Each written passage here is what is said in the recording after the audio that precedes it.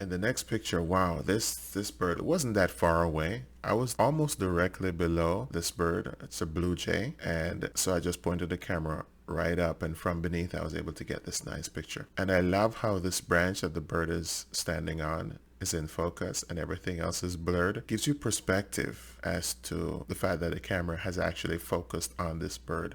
And I really like that, because with the P950, sometimes I have a very hard time focusing on the subject that I want to lock onto. Sometimes autofocus doesn't always work and it will lock onto something in the background.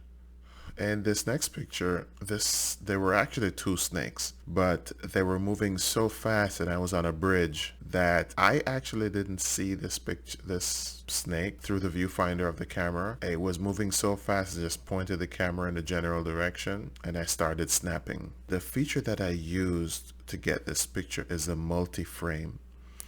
Turning the camera into program mode and then making sure that multi-frame is selected. So let's watch a video right now to see how to select multi-frame. Now let's face it, the P950 is a glorified bridge camera, point and shoot. It's not a DSLR camera.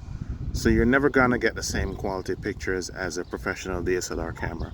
However, you can do a pretty good job of getting some nice action photos. In that case, what do? You first of all, you switch this to program mode, and then you press this button here up top.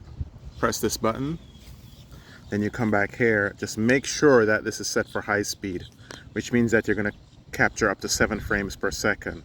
So if I want to catch a bird feeding and the different stages of feeding, maybe he is catching a fish or shaking that fish to death, whatever, then basically all I have to do is to find that bird, zoom in, and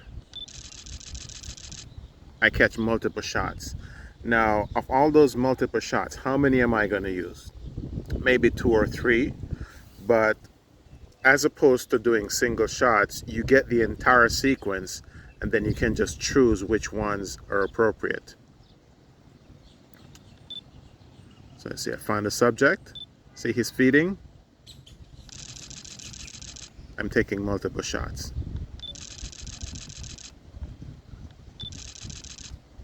And then I decide later on which ones I'm going to keep.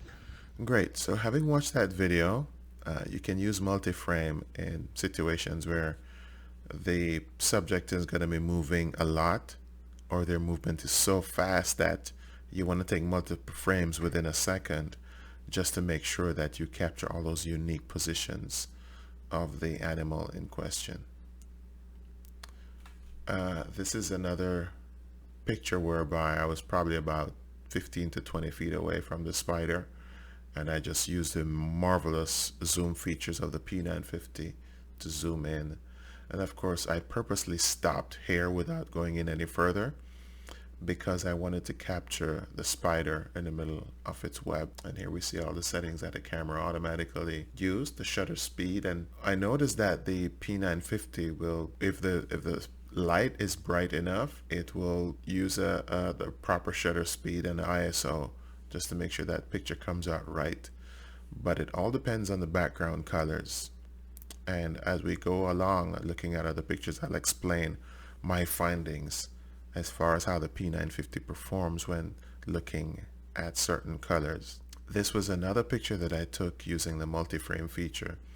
I took several pictures while this crane or this heron was walking, and I really liked this shot, so I included it.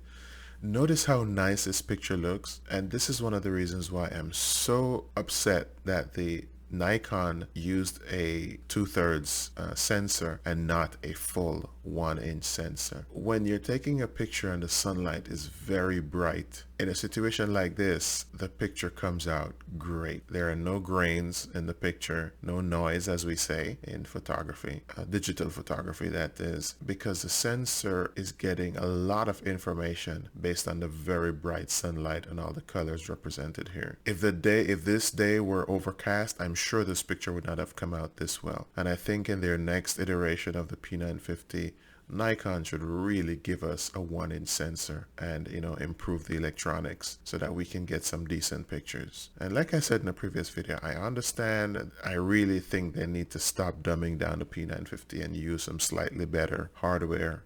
I wouldn't mind paying an extra $300 to get a better sensor and some improved electronics. Hey, I wouldn't even mind paying $500 more, but I think they should do it because they're really doing this camera an injustice by not putting in a better sensor and the improved electronics that would give us much better pictures.